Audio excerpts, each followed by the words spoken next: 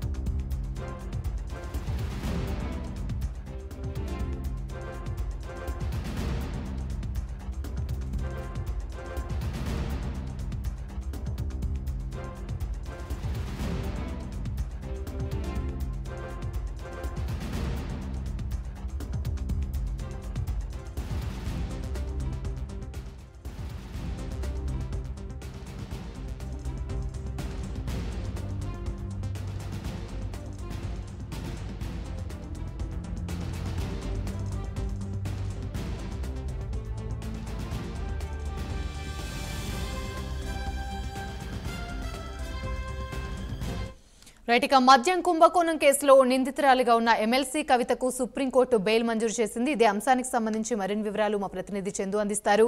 చందు, చెప్పండి.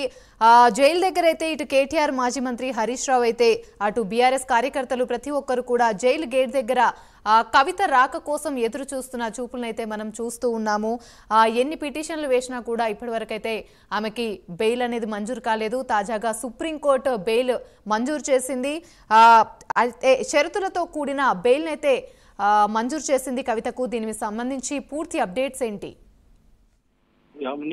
ఈరోజు సుప్రీంకోర్టులో కవితకు ఊరట లభించింది.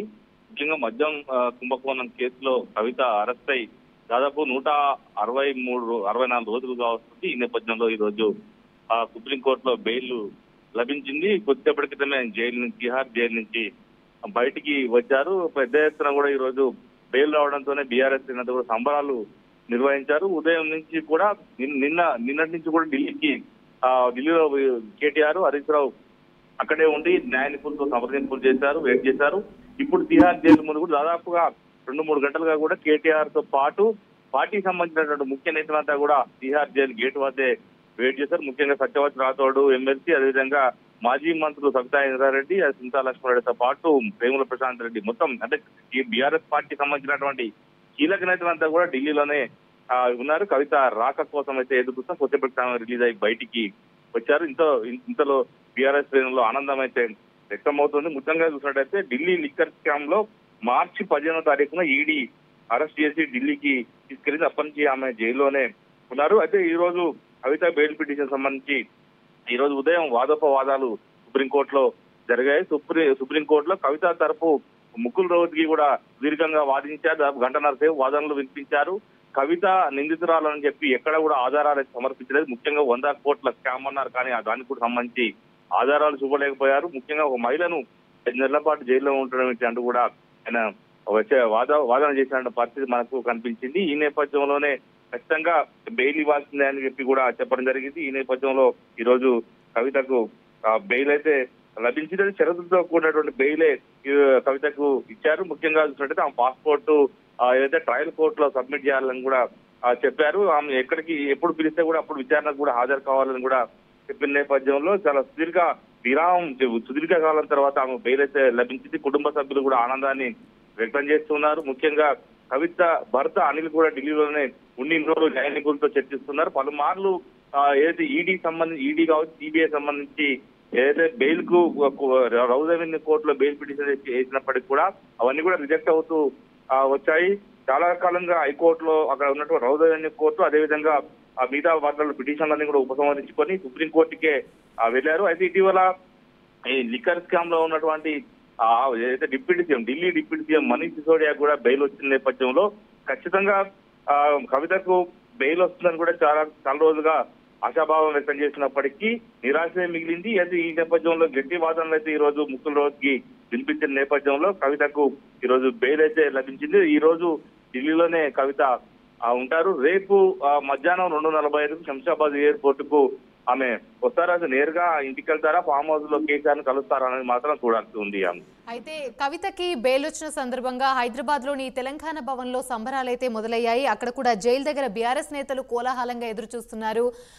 కవిత ఎప్పుడెప్పుడు బయటకు వస్తుందా, ఎప్పుడెప్పుడు ఆనందోత్సాహాలను ఇంకా రెట్టింపు చేస్తామా అనే కోలాహలంలో అయితే ఉన్నారు. ప్రస్తుతం అక్కడ పరిస్థితి ఎలా ఉంది?